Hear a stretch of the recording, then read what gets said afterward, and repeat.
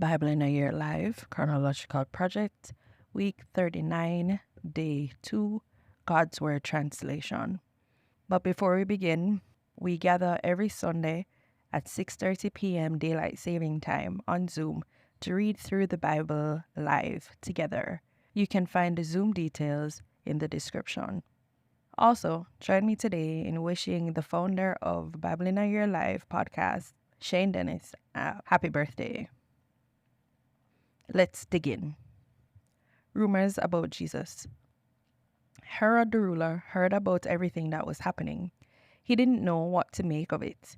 Some people were saying that John had come back to life. Others said that Elijah had appeared, and still others said that one of the prophets from long ago had come back to life. Herod said, "I had John's head cut off. Who is this person I'm hearing so much about?" So Herod wanted to see Jesus. Recalling John's death. King Herod heard about Jesus because Jesus' name had become well known. Some people were saying, John the Baptizer has come back to life. That's why he has the power to perform these miracles. Others said, he's Elijah. Still others said, he's a prophet like one of the other prophets. But when Herod heard about it, he said, I had John's head cut off, and he has come back to life?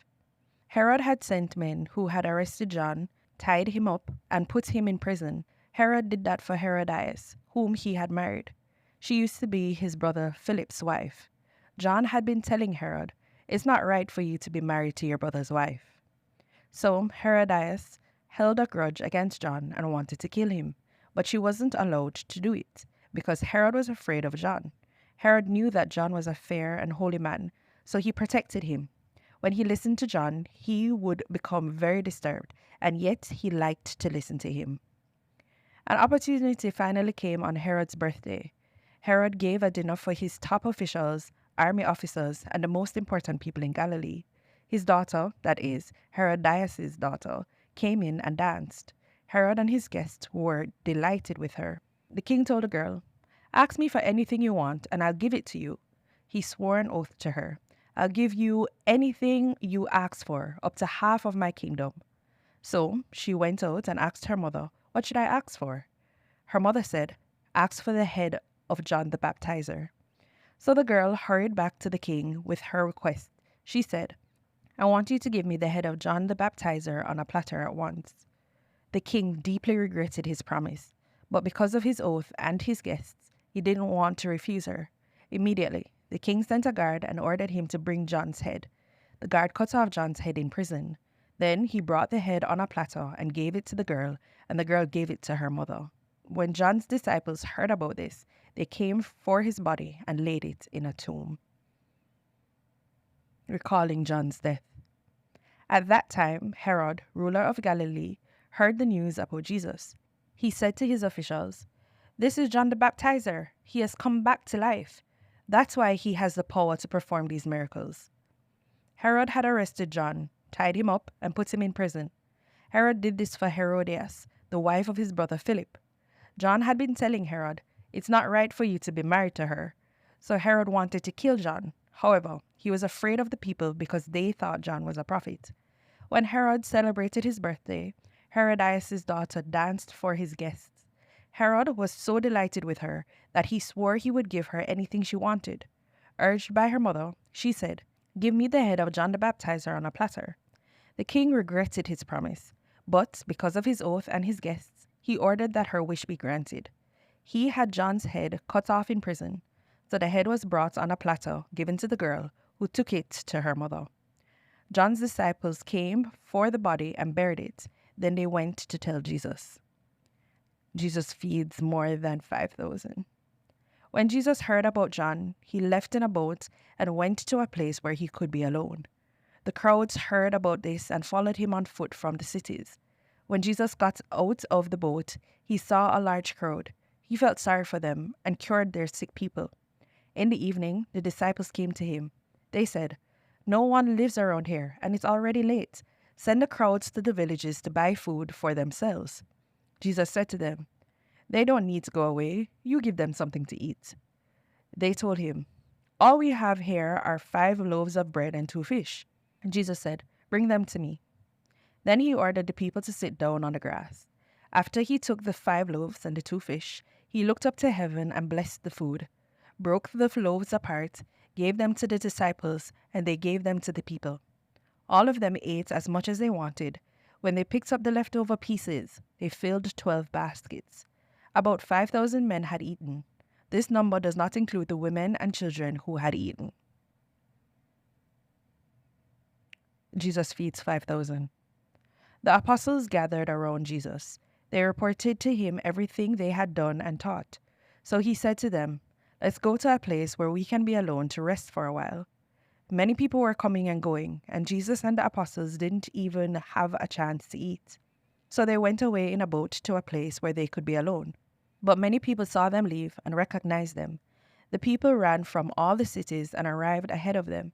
When Jesus got out of the boat, he saw a large crowd and felt sorry for them. They were like sheep without a shepherd, so he spent a lot of time teaching them. When it was late, his disciples came to him. They said, "No one lives around here, and it's already late. Send the people to the closest farms and villages to buy themselves something to eat." Jesus replied, "You give them something to eat." They said to him, "Should we go and spend about a year's wages on bread to feed them?" He said to them, "How many loaves do you have? Go and see." When they found out, they told him, 5 loaves of bread and 2 fish. Then he ordered all of them to sit down in groups on the green grass. They sat down in groups of hundreds and fifties. After he took the 5 loaves and the 2 fish, he looked up to heaven and blessed the food. He broke the loaves apart and kept giving them to the disciples to give to the people. He also gave pieces of the 2 fish to everyone. All of them ate as much as they wanted. When they picked up the leftover pieces, they filled 12 baskets with bread and fish. There were 5,000 men who had eaten the bread. Jesus feeds 5,000. The apostles came back and told Jesus everything they had done. He took them with him to a city called Bethsaida so that they could be alone. But the crowds found out about this and followed him. He welcomed them, talked to them about God's kingdom, and cured those who were sick. Toward the end of the day, the 12 apostles came to him. They said to him, "Send the crowd to the closest villages and farms so that they can get some food and a place to stay. No one lives around here." Jesus replied, "You give them something to eat." They said to him, "We have 5 loaves of bread and 2 fish. Unless we go to buy food for all these people, that's all we have." There were about 5,000 men. Then he told his disciples, "Have them sit in groups of about 50. So they did this. Then he took the 5 loaves and the 2 fish, looked up to heaven, and blessed the food. He broke the loaves apart and kept giving them to the disciples to give to the crowd. All of them ate as much as they wanted. When they picked up the leftover pieces, they filled 12 baskets. Jesus feeds more than 5,000. Jesus later crossed to another side of the Sea of Galilee, or the Sea of Tiberias. A large crowd followed him because they saw the miracles that he performed for the sick. Jesus went up a mountain and sat with his disciples. The time for the Jewish Passover festival was near. As Jesus saw a large crowd coming to him, he said to Philip, "Where can we buy bread for these people to eat?" Jesus asked this question to test him. He already knew what he was going to do. Philip answered, "We would need about a year's wages to buy enough bread for each of them to have a piece." One of Jesus' disciples, Andrew, who was Simon Peter's brother, told him, "A boy who has 5 loaves of barley bread and 2 small fish is here, but they won't go very far for so many people." And Jesus said, "Have the people sit down." The people had plenty of grass to sit on. There were about 5,000 men in the crowd. Jesus took the loaves, gave thanks, and distributed them to the people who were sitting there. He did the same thing with the fish. All the people ate as much as they wanted. When the people were full, Jesus told his disciples, "Gather the leftover pieces so that nothing would be wasted." The disciples gathered the leftover pieces of bread and filled 12 baskets. When the people saw the miracle Jesus performed, they said, "This man is certainly the prophet who is come into the world." Jesus realized that the people intended to take him by force and make him king, so he returned to the mountain by himself. Jesus walks on the sea. Jesus quickly made his disciples get into a boat and crossed to Bethsaida ahead of him while he sent the people away. After saying goodbye to them, he went up a mountain to pray. When evening came, the boat was in the middle of the sea, and he was alone on the land. Jesus saw that they were in a lot of trouble as they rowed, because they were going against the wind. Between 3 and 6 o'clock in the morning, he came to them.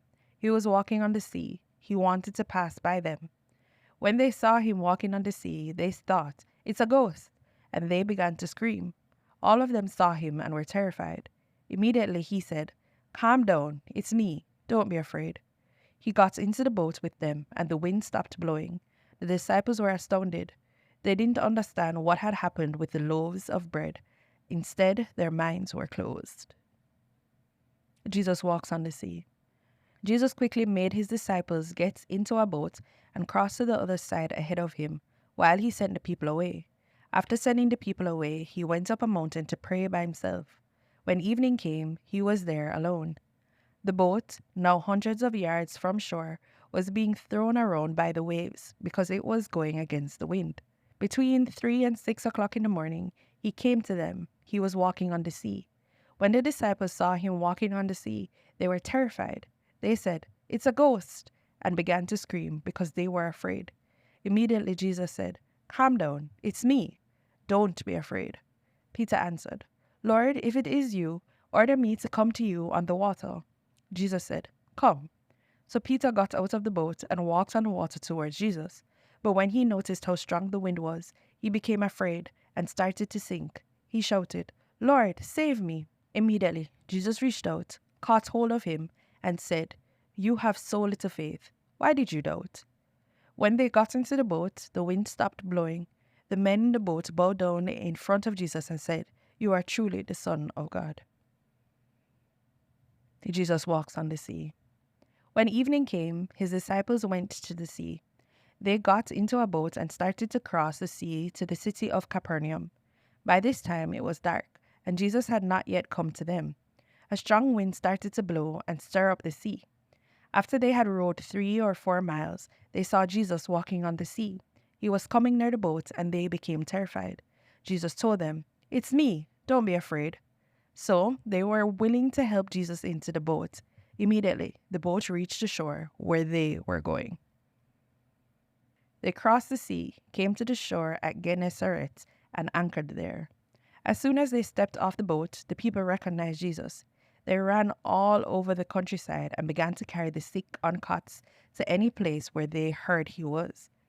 Whenever he would go into villages, cities, or farms, people would put their sick in the marketplaces. They begged him to let them touch the edge of his clothes. Everyone who touched his clothes was made well. They crossed the sea and landed at Gennesaret. The men there recognized Jesus and sent messengers all around the countryside. The people brought him everyone who was sick. They begged him to let them touch just the edge of his clothes. Everyone who touched his clothes was made well.